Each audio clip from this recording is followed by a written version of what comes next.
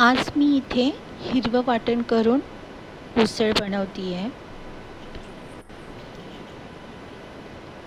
तेल तापले, मी त्यामध्ये जिरं मोहरी तडतडू देते आहे आणि मग कढीपत्ता टाकणार आहे,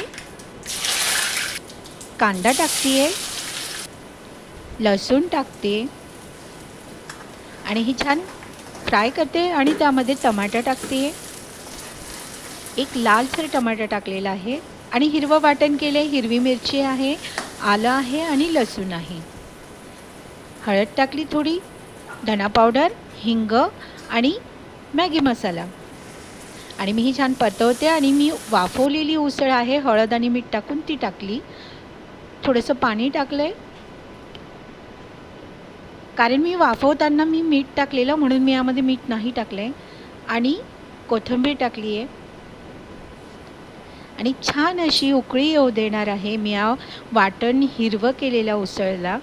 आणि उसळ तयार आहे हिरव्या वाटणाची।